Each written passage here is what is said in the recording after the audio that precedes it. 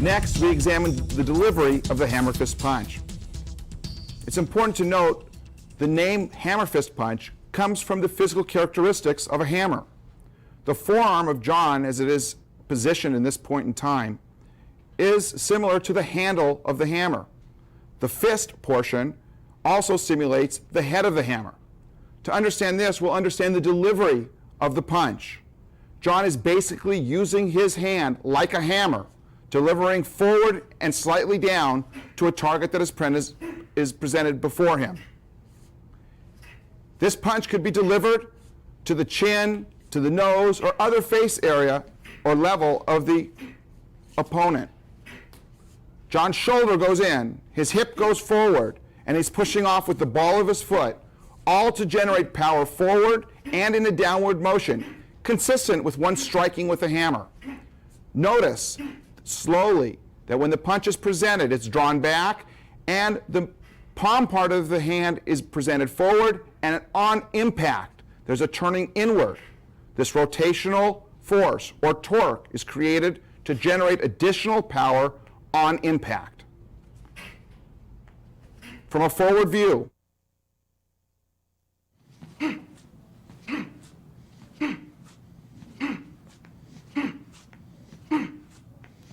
the striking surface of John's hand is the meat part of his hand, which he will touch now. This is the area that he's hitting with. That area is analogous with the head of the hammer. From a passive position, you can see this strike delivered to another target area. For instance, if someone is low, this strike can be delivered in front of the body and downward. In this position, John is making essentially the same strike, but because the punch is being delivered downward, John is dropping his weight accordingly. The hand is raised, and the punch comes down strongly. It could be to the back of the head, or neck area, or even between the shoulder blade. From this view, we can examine another possibility in the delivery of the hammer fist punch. If the threat is to the side, but beyond the distance that is appropriate for an elbow strike, John will employ the hammer fist punch to cover distance quickly and deliver and reach the target that's at a further distance. John uses the hand swinging up and turning in. His weight is shifted toward the target. His hip and shoulder roll out to make power in this punch delivered to the side. He also lowers his head so that he is protected slowly behind the delivery of the punch, so that it would be more difficult for him to receive a blow from the opponent.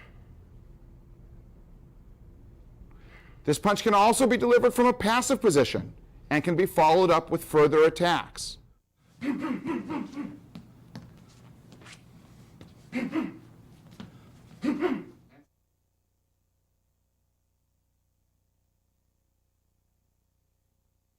Now we break down the delivery of the hammer fist punch forward in its stages. John will be making the delivery of the punch in slow motion. As the hand's going forward, it's raised a bit so that the punch can go forward and down onto the target as the shoulder and hips turn into the punch.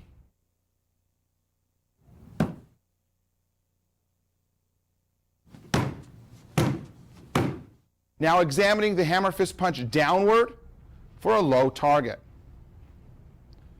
The delivery of this punch is down. The weight will be dropped down. The hand is presented over the target, and it starts to go towards the target with the palm down. Before actually making impact, the hand is rotated to hit with the meat part of the hand, the head of the hammer, so to speak, to deliver maximum power from the rotation that's included in this strike. John's weight drops sharply.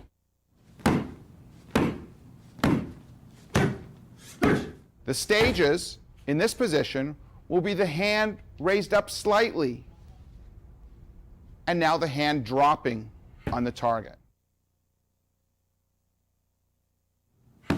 In conjunction with the sending of the hand down, John drops his weight, and the hand the meat part of the hand passes through the target. The opposite hand is up and available for defensive or offensive purposes as needed.